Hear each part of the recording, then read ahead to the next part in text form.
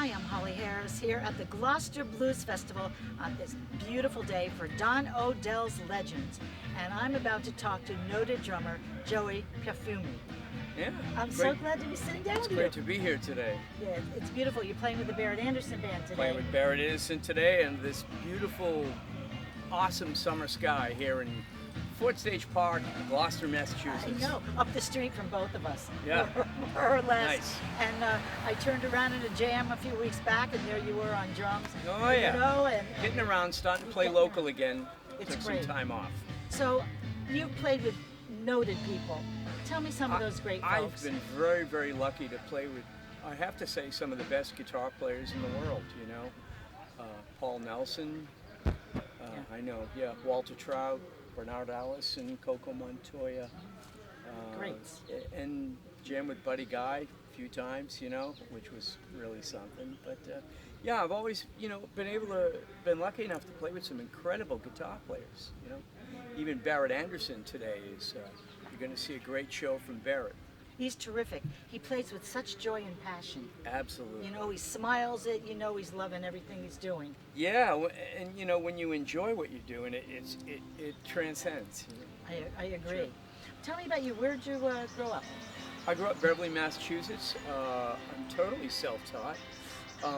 I started at the young age of 12. My mother bought me that first red sparkle Japanese drum kit, and I was on my way, you know. Yeah. Were you a band kid in school? I was a band kid in school. I was in the high school band. I played drums for every single percussion ensemble I could get myself into the stage jazz band and the marching band and the concert band. It was a blast. I had a really good music director, Larry Druin. Yeah. From Beverly High. From Beverly High, yeah. Wow, fantastic. After high school, did you go right into playing? I went straight out on the road. Yeah. Mickey Sparrows, keyboard extraordinaire from the incredible two-man band, hired me when I was 18.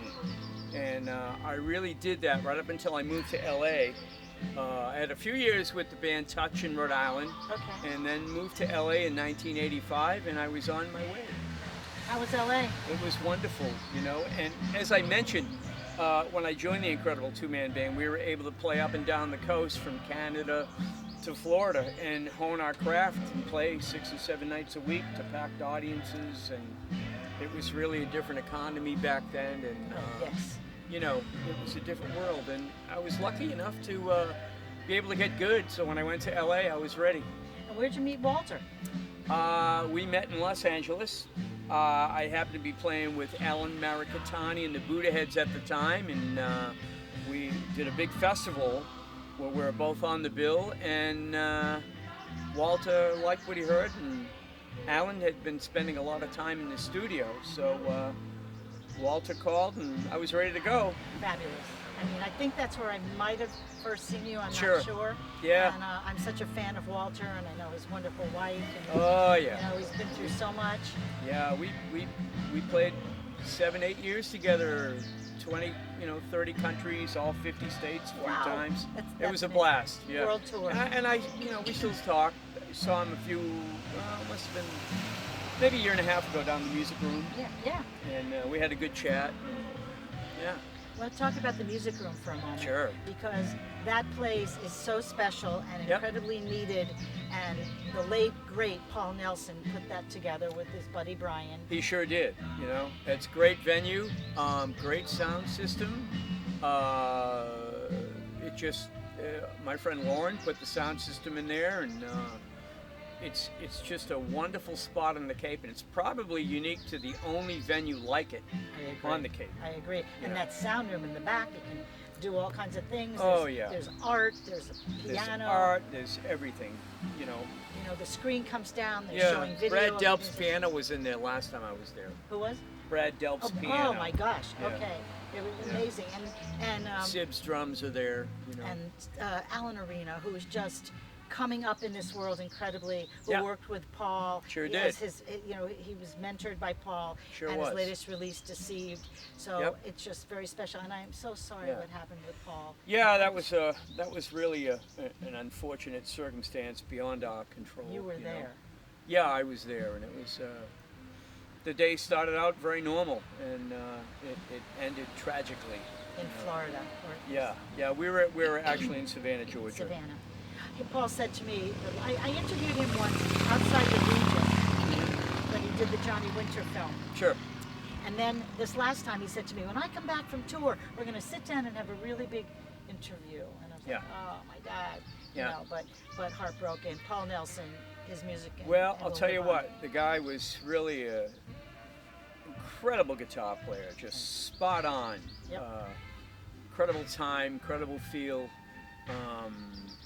You know, we met when I was with Walter, and you know, we always thought, well, maybe we should, you know, play together at some point. Yeah. Johnny passed, and you know, I got the call late 2018 and we had 5 years together, so it was, that's special. Thank God I had that much time with him, you know. No, you're very, very fortunate. Yeah. So who are your favorite drummers when you're not listening to you know, so many people ask me that, and I have so many. I have to start with Ringo, you know. I mean, got to start with Ringo, Charlie Watts, love John Bonham, Peter Revere from Rare Earth, you know. Oh, wow. He's definitely one of my major influences. I was playing to his music in my basement when I first started playing, and he became a good friend. So many varied people, really. Barry Keane, drummer for Gordon Lightfoot. I mean, I had so many people that inspired me greatly. And it's important for people to hear the names of these drummers and then they can look them up. That's right. You know? Yeah. So, oh, very, very But I took little bits and pieces from all those guys and made it my own. That's the way to do it. Still at it, 43 years, You're still phenomenal. playing. You're phenomenal. Well, so I heard you before we started the interview saying that you saw Gary Puckett when you were 10. I did. My family, I have half family from Beverly, half of my family's from Springfield, took me to see Gary Puckett Union Gap. Would have been October of '68. I was 10 years old. Wow. And it changed my life. And I met him years ago at the NAMM show in Anaheim, and I talked with him and I said, you know, really huge, you know, major influence. You were the first concert I saw and it changed my life.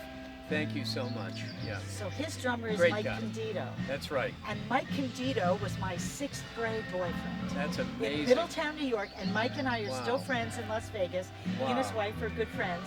Isn't that wonderful? Yes. Wow. So when you said It's a Gary small Puckett, world. it's a small world. Sure. Mike is a terrific drummer, and he plays with, like, I don't know, the Flamingos, some of the other folks out there now. Yeah, it's good. So very, very cool. Another working drummer. Another working drummer, you know. So tell me what's in your immediate future here. What do you have going on? Well, I've got Barrett Anderson right now, and that's a wonderful project with Paul Loringer on bass, Keith Hollis on keyboards, and Charlie Mallett on guitar. And we're going to storm the stage 1 o'clock here today. We got a bunch of gigs coming up. Theodore's in Springfield. We have a New Hampshire gig coming up toward the end of August. And yeah, we're looking forward to playing some great music. Barrett's wonderful. That's wonderful, and Paul too. I mean, they've been together. They were with Anthony for a while. Yeah. It was Candy Kane. Paul was out there on the West Coast.